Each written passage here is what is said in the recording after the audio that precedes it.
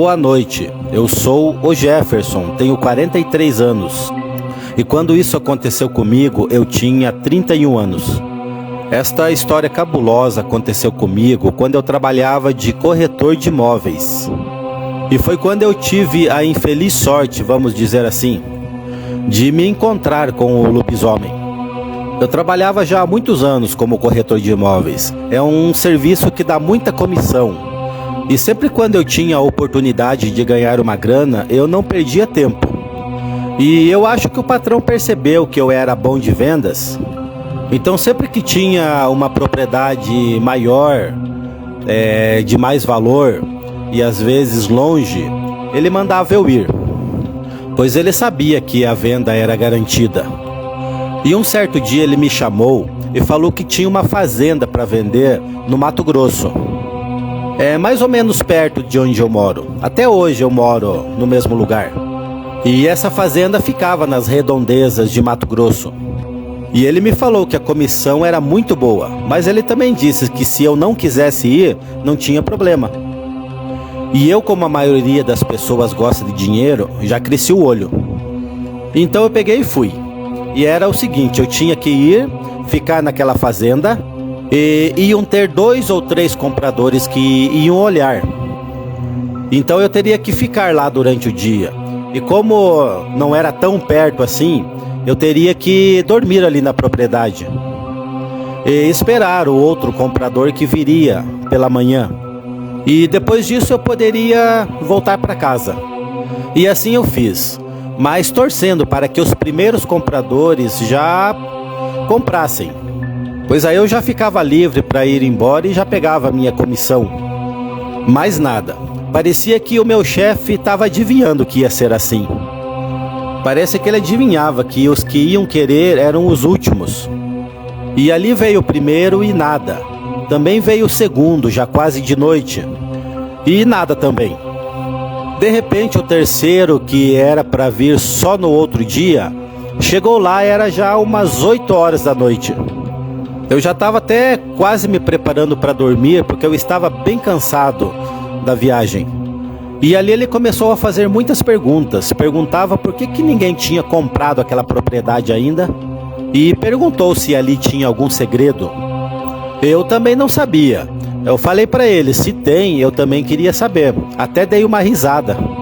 E ele ficou perguntando e eu falei que não sabia. A única coisa que eu sabia é que eu estava ali para vender aquela propriedade. Aí ele me disse que ia pensar bem e que no outro dia ele voltaria. Aliás, se ele fosse querer, ele voltaria. E quando ele foi embora, ficou aquele silêncio total naquela fazenda. Era uma fazenda bem grande. E eu já imaginando que se ele voltasse, no outro dia eu ia ter que mostrar bastante coisa naquela propriedade.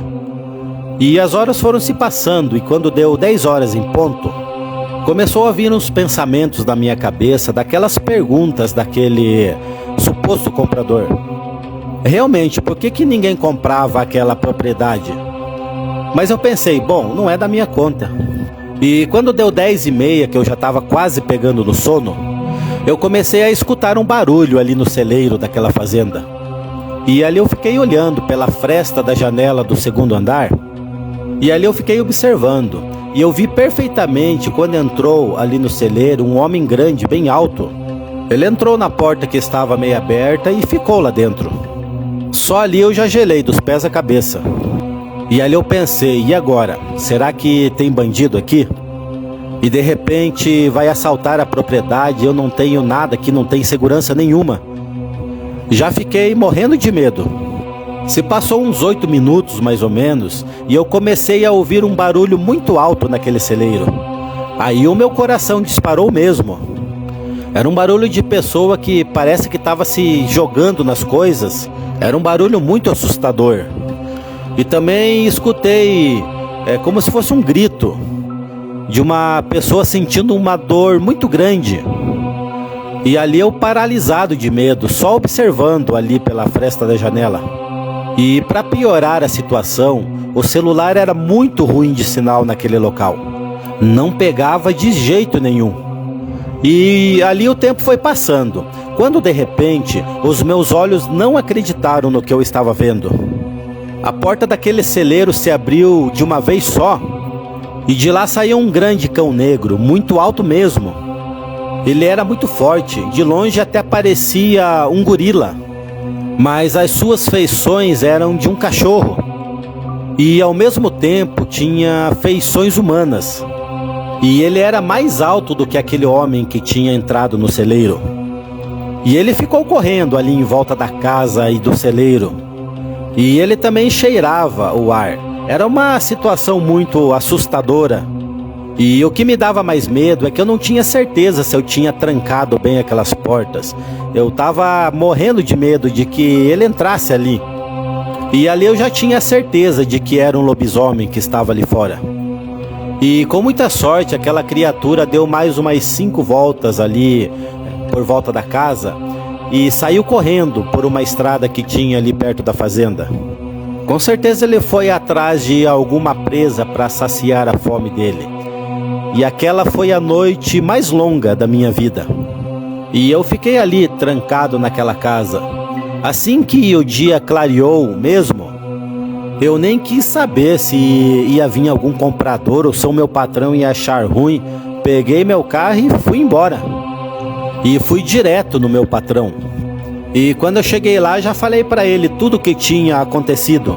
E falei para ele que se fosse para ele me mandar nesse tipo de serviço, ele poderia me mandar embora.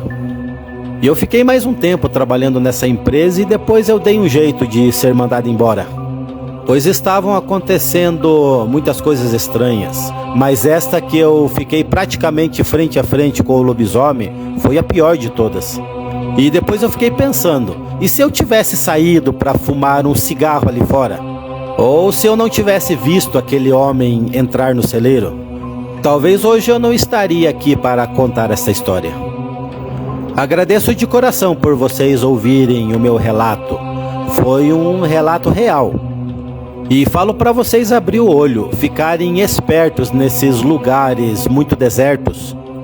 E acreditem, o lobisomem existe até hoje. Eu sou a prova de que isso existe. Eu só me arrependo de uma coisa, porque o medo que eu tava, ele foi tão grande, foi tão assustador, que eu nem me lembrei de filmar, tirar foto, para poder provar. Porque sempre as pessoas questionam, por que não tirou foto e não fez nada? Mas é que na hora do desespero ninguém lembra disso. E aquela criatura também era muito rápida. Bom galera, este foi o relato de hoje. Espero que tenham gostado.